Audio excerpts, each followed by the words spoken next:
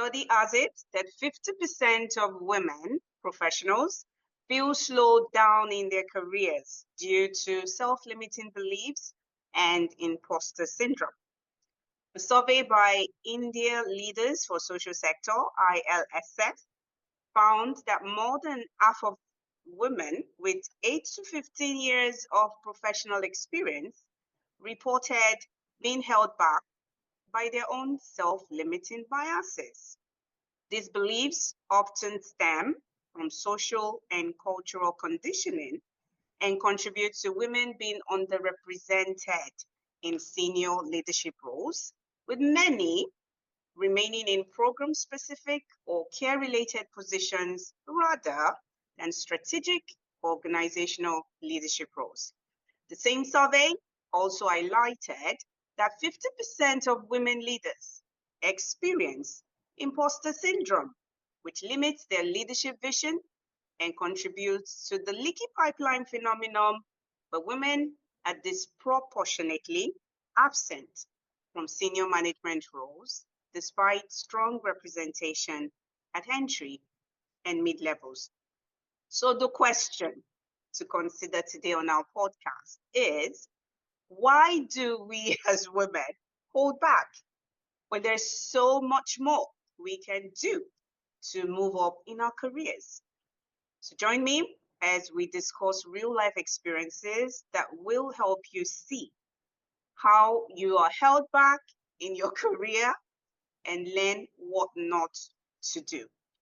And I would just also want to add that this experience is something that is very enlightening, because we're going to be talking to someone who's gone through this phase herself, and sharing our knowledge and best practice obviously would be very instrumental and helpful for us today on our podcast. So don't go away, stay tuned.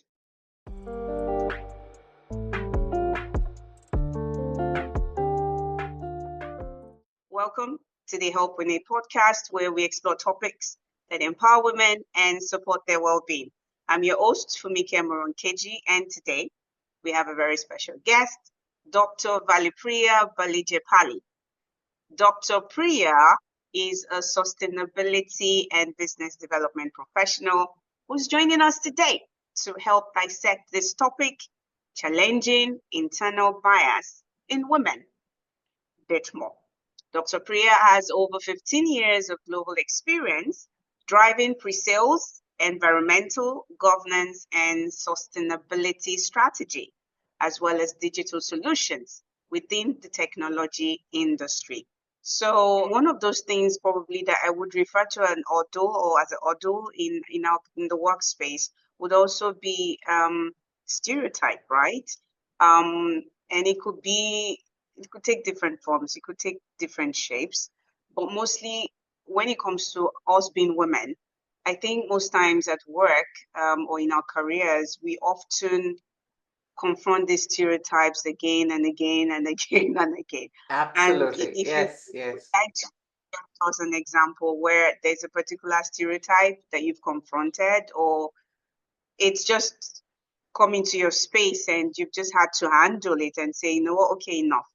I'm going to take a lead on this, and, I'm going to have people, just look at me differently as opposed to this particular perspective that they have of me. I don't know whether it's gender driven or whatever, but do you have an example you can share with us on the podcast that women listening in can kind of connect to, relate to, and maybe take some learnings from your experience? So two parts, right? One is if I understand your question right, you talked about the stereotypes or the biases that we meet often, and how do we absolutely every single day. And I think it is biases are gender agnostic, thank God. Like, it's just not women, and it's also men and all the other genders who are facing it. But yes, women have to do a lot more hard work, and they face biases which are absolutely not right. they are it's not a fair ground out there, right? For us women. Um, No.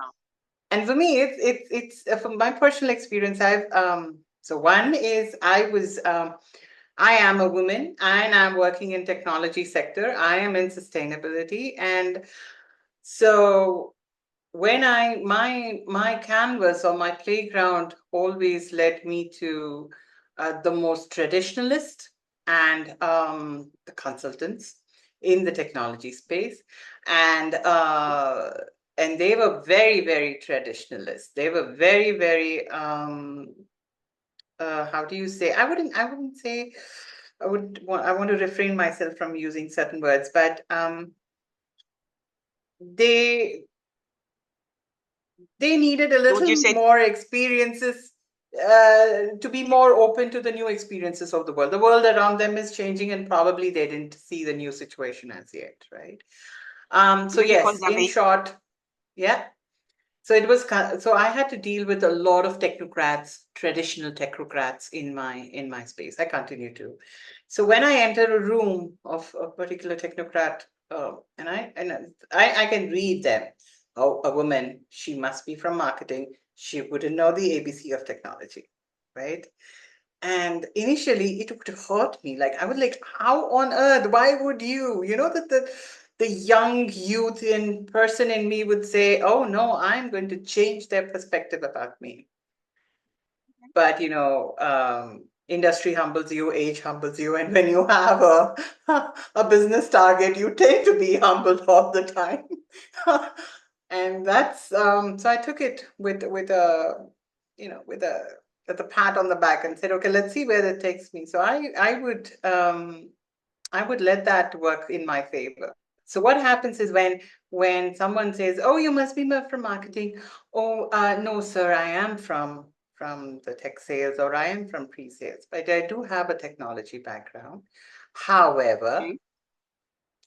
um, with my limited experience, I have a few questions that I would like to ask. So Mm. my conversations with the traditional technocrats always led this way, saying, okay, if they are putting me on ground zero, their expectation from me is very low. That's good for Yeah. me because I can only build from that, right? So I don't have to defend myself, which is great, which means that I can, every single ball that's been thrown at me, every run I make is adding to my score, right? So I'm going to use Mm. a little bit of cricket analogy here. So if they say that, okay, she's not a great batsman, batswoman, whatever, I'm fine. So we start with ground zero, and I would build it up. So I would always use bias in my favor. It's okay. It's okay if they don't think highly of me, not at the beginning, but when I leave the room, I left an impression. And I've had instances where these technocrats and consultants, uh, uh, we've built such a great rapport that we're still in touch with each other even after 15 years. Right. I was always, I also became known in the pre-sale, in my, working group that um, let Priya go, she would get the information that we need. Mm. Yeah. And it was And not just because I was a woman, because I was good at building the relationship. I was good at mm, getting the information. I was good at opening up the conversations that wouldn't hurt anybody in the room, right? I knew, I learned how to not let egos and biases and blocks come into the mm, objectivity of the conversations. And this learning happened on the job. Nobody teaches us this at the finishing school, at a business school, or at any technology school, for God's sake. I don't know why. Why don't we learn dealing with people more than learning about technology? So, summarizing this, for all the women, don't worry about proving yourself to anybody. They don't think highly of you, works in your favor. Use the bias in to your advantage and move forward. the impact, the outcome will happen to you in your favor itself. So don't worry about changing somebody's mindset about you. You do your work, believe in yourself, don't ever let that change, ever. You believe yourself and move forward.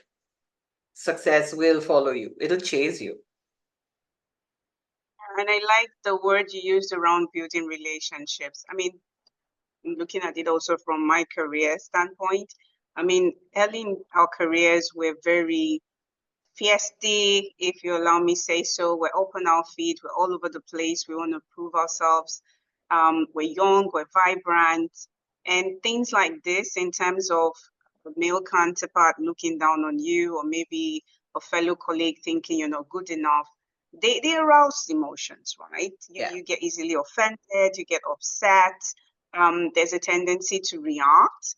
And what I hear you absolutely. say is, with time, we learn that the first reactions don't always play out well because they bring out Absolutely. the worst in us first. And it's those reactions that people see. People don't see what triggered it. They see how you respond to it and they form their own impressions, which can be detrimental as you maneuver Absolutely. through the life, through the department, Absolutely. through form an impression of you. And, this is why God bless mentors and coaches that have guided us and, Yeah. helped us to kind of think through things, help us to look at things holistically, help us to have the end in mind. If you go this Yes. route, what would you consider would be the outcome? But if you take this route, and swallow your pride and all that and take a moment to reflect and think and focus on the objective, focus on what are the key things that you need to handle as opposed to the emotions. You would drive better results. So I think it's a learning for us as women that are listening. I mean, if you've just started in your career, I guess we're talking from experience, Yeah. to lean in insights and maybe also get a mentor, get a coach, so that you're not very reactive, but more importantly, like you said, build relationships, and command yourself in a way that is not aggressive, it's not rude, it's not in an arrogant way where people are repelled by you, but you need to do it with grace. And that comes with Yes. some learning, that comes with some coaching, that comes with some experience, that comes also with not getting it right as well. But it's very helpful to understand relationships, building relationships. I personally have learned that building relationships at the workspace has done a lot for me, where the technicalities, the expertise you would think would Yeah. drive so much. It's the positive relationships, it's the conversations, it's how you've partnered with people, how you've participated. It's that's what pushes things And forward. yeah, and also sorry to cut you out, but I think what you and me are trying to share here, and I think the undertone of a conversation is that when when we women or we bring in our authentic self out there unapologetically ourselves, right? Mhm. It's when I'm using the word unapologetically ourselves, people tend to um, attach a certain aggression or a certain Yeah, very masculine vibe to it. But yeah, on the contrary, what I'm trying to get the message across is bring your authentic self out when you know who you are, right, deep inside. When you have established yourself very centered right there, and you're bringing that into the conversations, you're very objective. You know what you are trying to get out there. The biases, the stereotypes, those are distractions. I'm yeah, not saying I'm not belittling them. I'm not saying they don't matter. But at that point, the task, the objectivity is the target is different. So I think for us women, it's very important to constantly get back to that center and say, I'm okay, I'm trying to get very zenish right now, but Get back to that center. Bring that authentic self out there.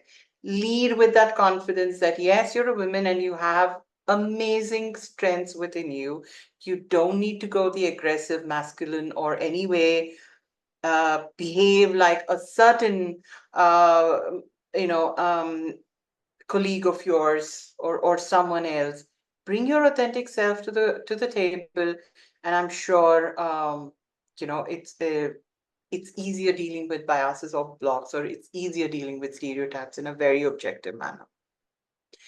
So And you're true. right, mentors help, coaches help, whatever help that you need to get to know yourself better, bringing your right skill sets out. I absolutely recommend women to take that help. So, all yes to the Absolutely. coaching, all yes to the mentors. Please go ahead. And I like what you've just said, because we're not talking in the absence of we needing support from our male counterparts. We're Yeah, talking of an all-inclusive world where we thrive, where we can true. lean in and support one another. It's not push one out so that the other one can dominate. That's not Absolutely. a good view, because it's not realistic. We would have both genders in the room at every given point in time, hopefully, to the majority of cases, Yeah, but it's just leveraging our strengths to see how we can support and who can support us. So that yeah. leads me to my next question. And if you could share, what advice would you give to women aspiring in their work, especially in male-dominated fields? Because you are Mm, mm, currently in the technology space, and it's, yeah, I know mm. they're women, but the male population, or it's more. What advice would you give women listening to you right now, knowing you're in a male-dominated field? What advice would you give to them in terms of what they can aspire to do and how they can, evolve in that same space? Um, so again, these are disclaimers. These suggestions, or my 2 cents to it, is absolutely comes from my own experiences, um, and what I have learned through the challenges that I faced in my life, or the opportunities that I was given in my life. Um, and the first and the most important thing is, believe in yourself no matter what, right? Um, it's The stronger the self-doubt gets, the stronger it would be your resolve to go forward, right? Um, so some of the principles of science to work here. So you're the more, sometimes you're getting pulled back by yourself, all the more reason for you to look forward and go ahead. So believe in yourself no matter what. You can do it, whatever task is ahead. Second, when you're maneuvering in the corporate world, or when you're whichever platform, whichever space you're in, create a circle of mentors, a circle of support system around you. So for me, what really worked is, so I like making friends across, and I'm absolutely driven by curiosity in terms of, oh, what this person is doing. I see him always in the laptop, never talks to anyone, or she's always busy. I want to know who she is. So you're curious. Be curious about who's doing what in your company, and that doesn't have to be just around your own department, your own work group. Walk around the bay, and if you are and I'm sure HR would love to create that kind of ice breaking sessions across departments, and you have opportunities as well. So find people around you, who might not directly connect with the work you do, but create that support system, or cheerleaders or mentors around yourself. So it's just not one person that you can go to and talk your heart out. Create a group of people, and diverse opinions,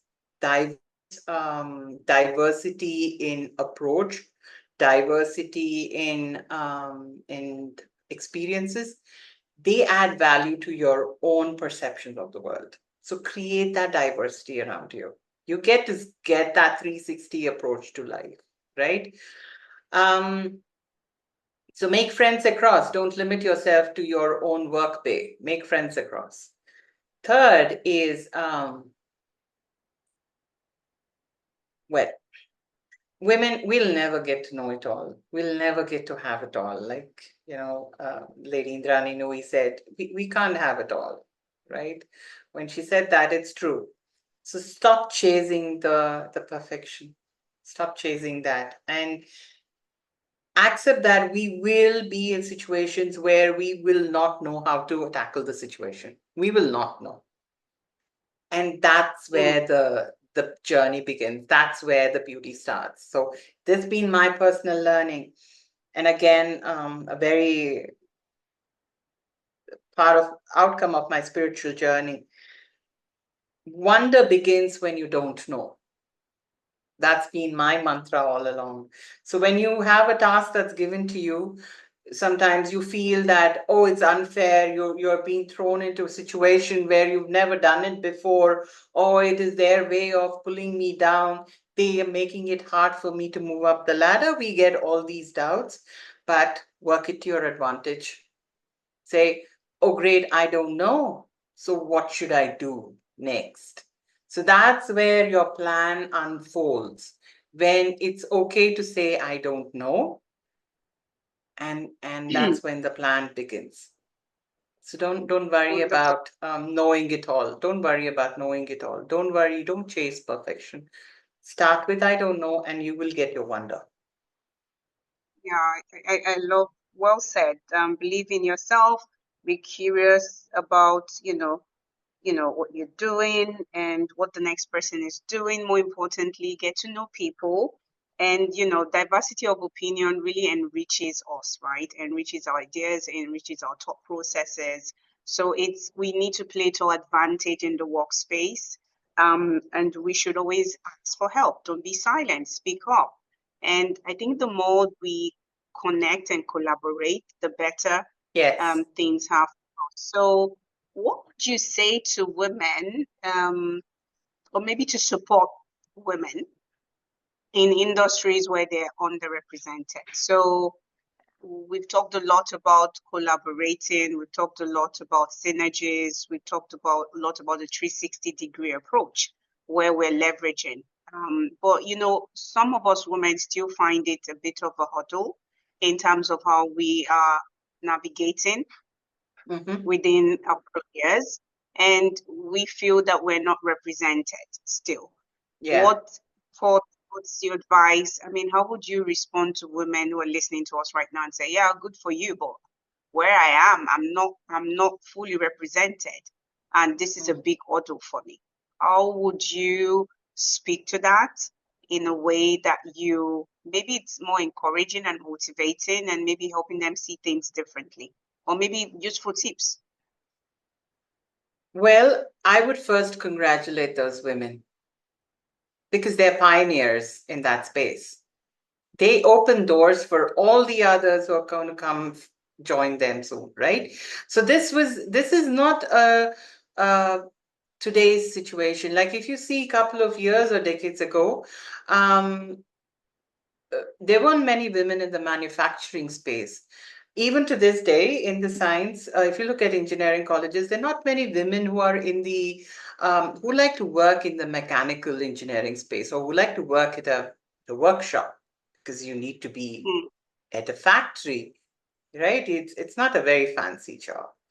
Um, but but I know women. I have so in India we do have you know we, people, women who said they would who made that first step into a factory space, into an automobile space, and said, "No, I like to work in a factory. I learned this. I like this subject, and I want to work."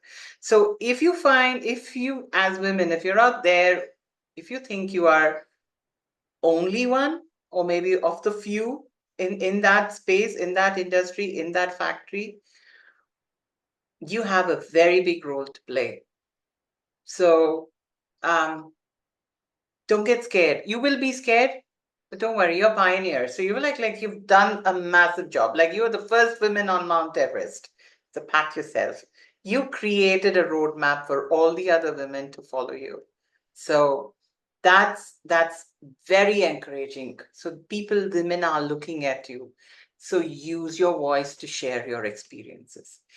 Know that because you're one of the few women in the company, your opinion matters Mm, because you're giving the diversity. So that you are completing the 360. Otherwise, it's just 180 out there with just one, with men only talking with themselves. Where's the rest mm, of the circle's 360? So if only men are talking, it's only 180. Right? mm, Sorry, for now I'm limiting to the two genders. So women, you're bringing you're completing the circle. So it is important for you to voice your opinion out for a very objective reasons, not because you want to mm, just bring your voice out, but because you're bringing that diversity to that target or that task on hand. So it's pivotal for you to speak up. So don't hold yourself back, right? Um, yes, and like I said, I my personal experience is always bring your authentic self out there. Just unapologetically be yourself. Carve your road ahead. Because this is going to be like this is an the terrain nobody laid it out for you because they don't know what to do. They don't know how to lay it out for you.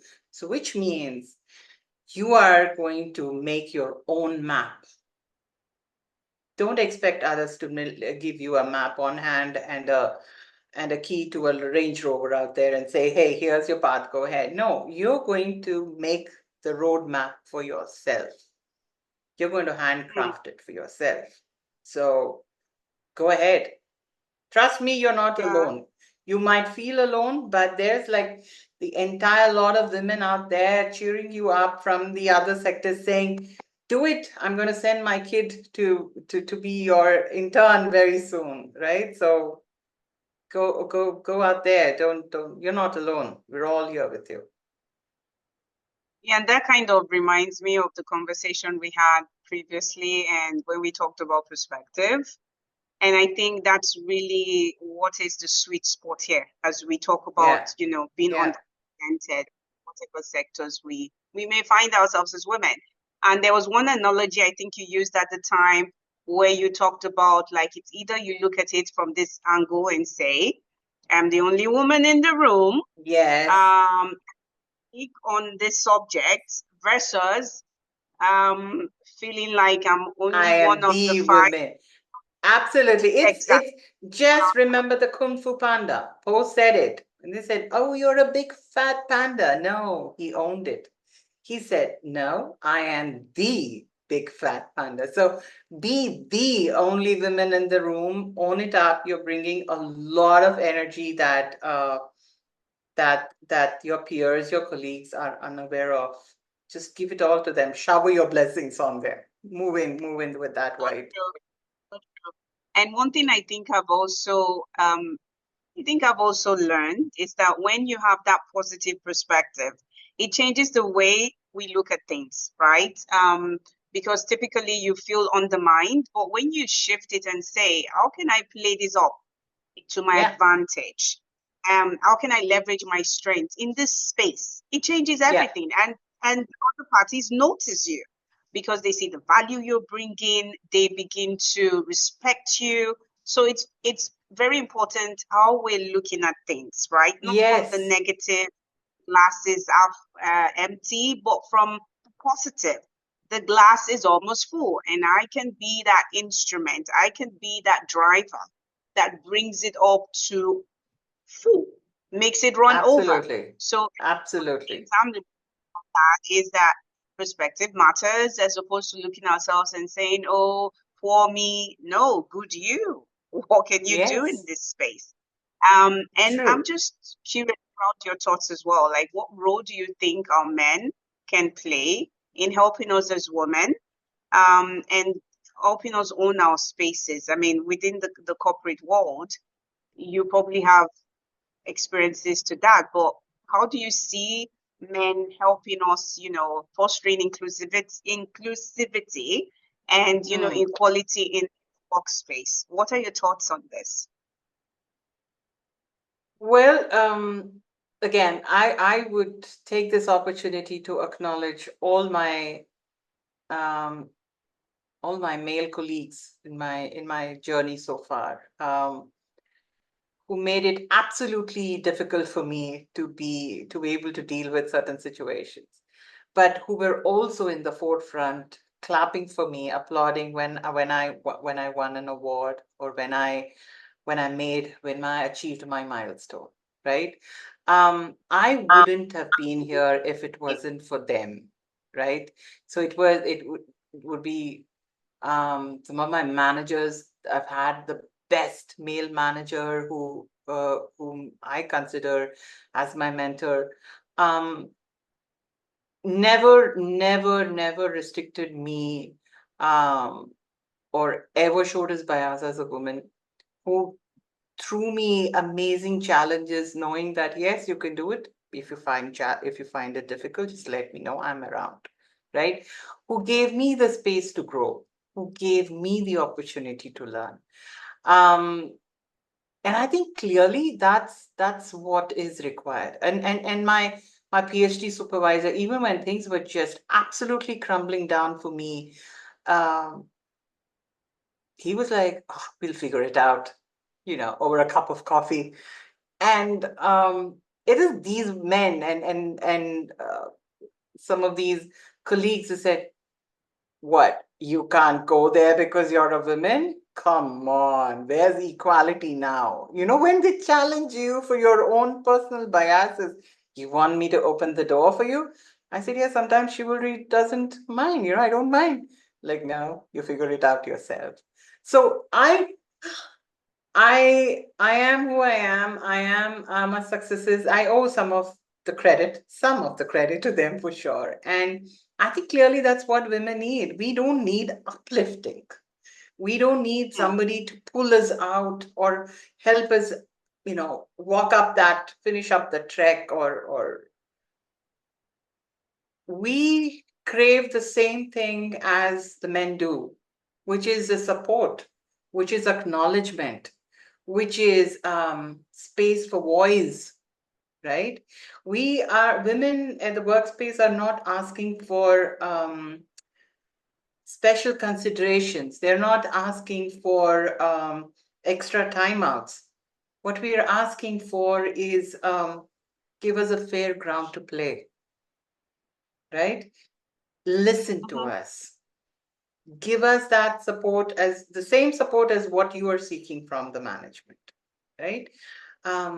Treat us as your colleagues, treat us as your equals. That's all we are asking for. So we don't want rose days and chocolate boxes and all the other timeouts. I mean, we don't mind a little extra considerations, but um, make sure you acknowledge our presence. Make sure you give a very rightful hearing to our voices. Make sure you appreciate the um, the diversity we bring to uh, the task, to the perceptions that's in the room. That's it. And trust me, we're going to win together, whatever the challenge is. Thank you. And I think even in that, just adding on to what you've said, I mean, the men being our support system, Yeah, yeah, helping us navigate those spaces. I think it's also helpful for us to ask for their support as well. I mean, yes, yes, everybody's situation is different. I mean, yeah, there's a wide field to play on right now in terms of, are men really advocating as they should? Do they even see themselves as being able to even advocate? What's the yeah, circumstance? What's the situation looking like? I mean, whatever situation we find ourselves as women, even if we get to that extreme situation where we really feel cornered, if you ask for help, if you engage with a colleague or somebody senior within the organization and say, I would love that you mentor me. I would love that you support me.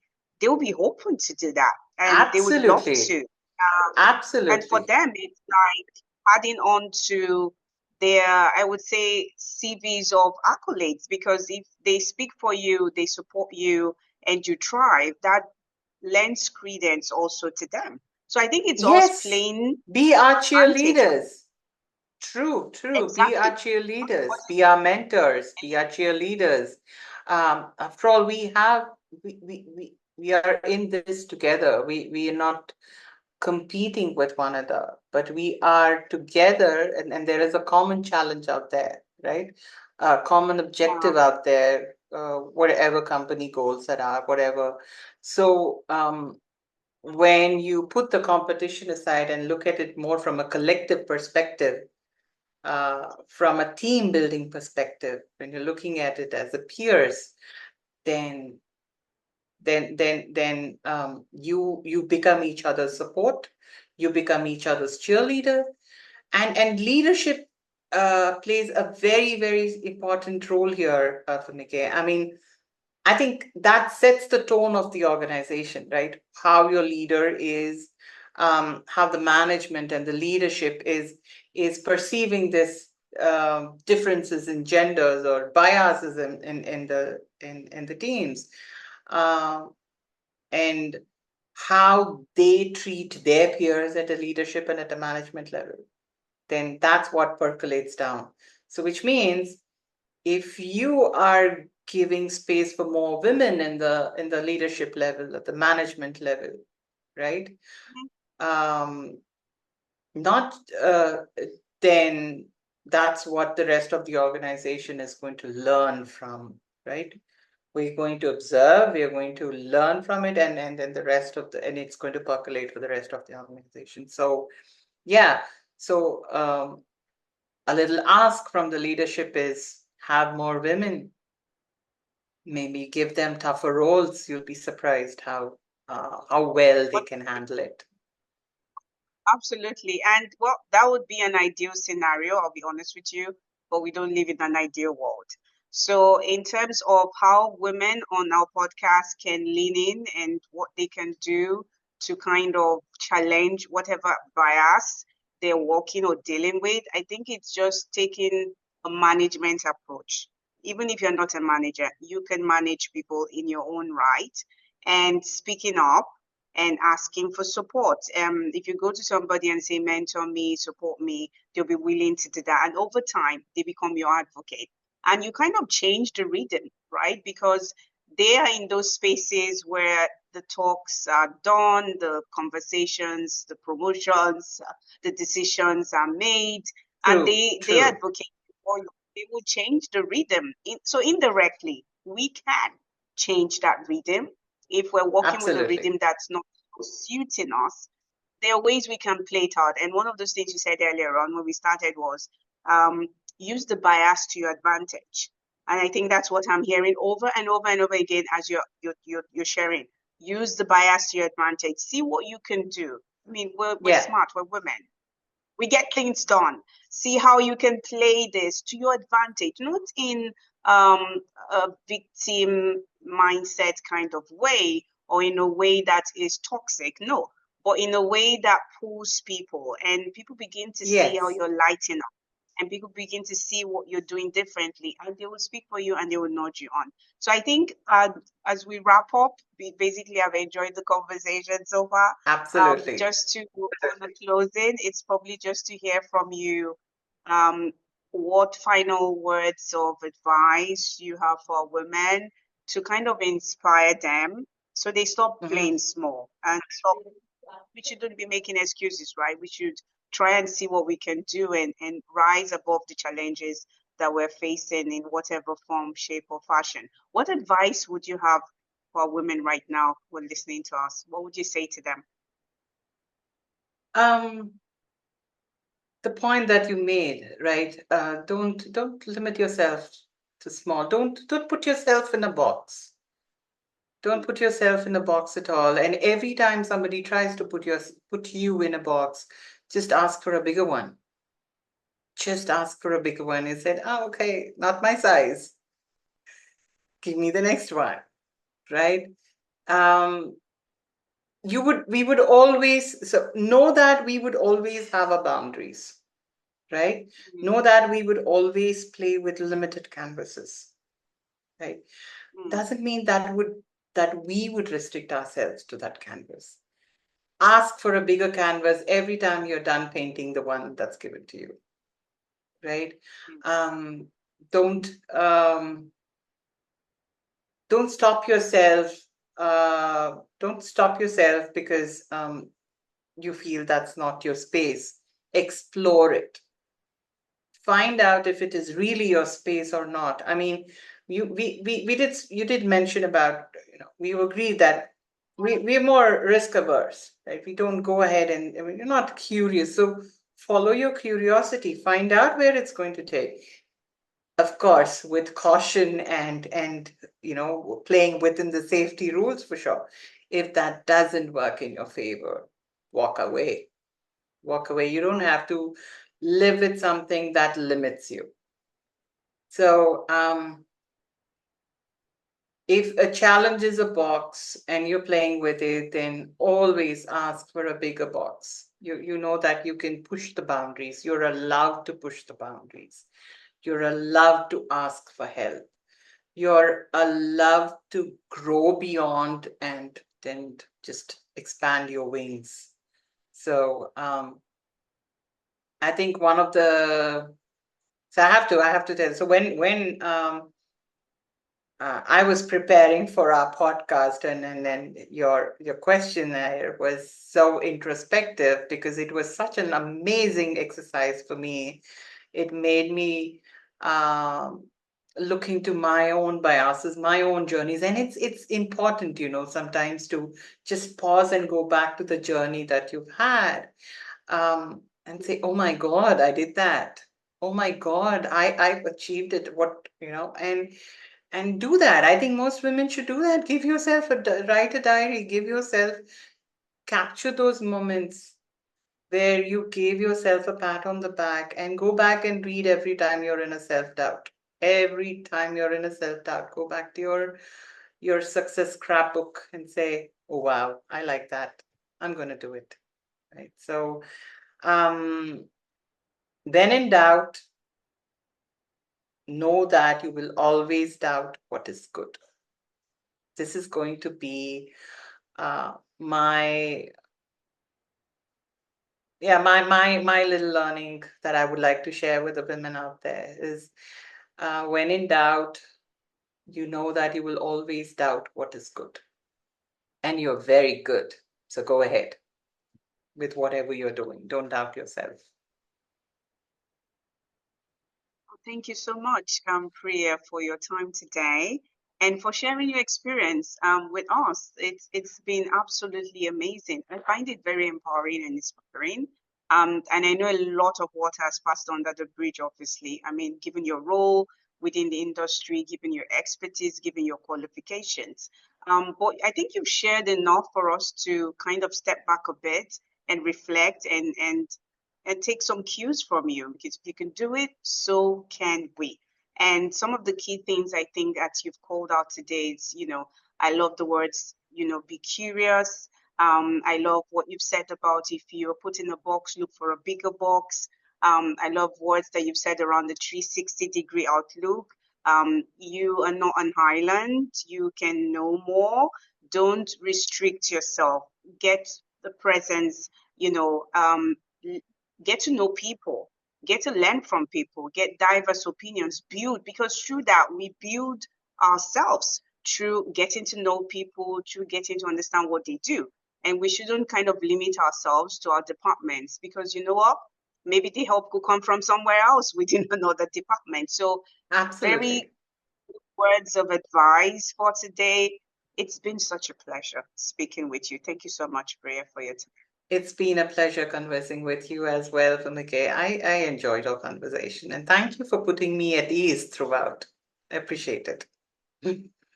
Thank you too. Thank you too. Pleasure is reciprocal. Just amazing. Thank you. Okay, so dear listeners, thank you for your time today. Thank you for joining us on this crucial topic of challenging the internal bias that we have as women. And I hope you've enjoyed our conversation on our podcast today. I hope it's inspired you in some way or the other to not play small, to understand that you can use even the biases around you to your advantage.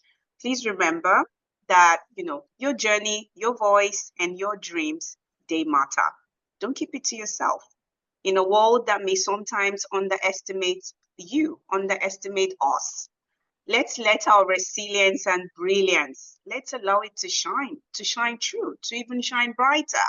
We can make a difference.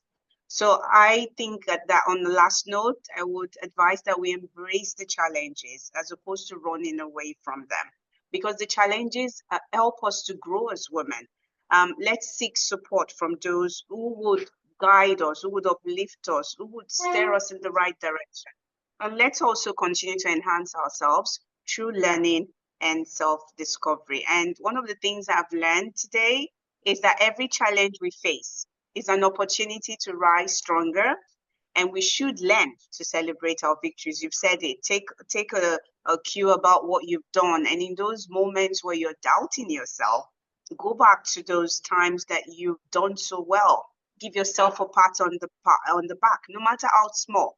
Let's learn as women to celebrate our victories and others' victories. And let's continue to pave the way for women who will follow in our footsteps. So together, we can create a future where women are not just participants, but we're leaders, we're innovators, and we are change makers. So let's keep pushing boundaries. Please keep believing in your what.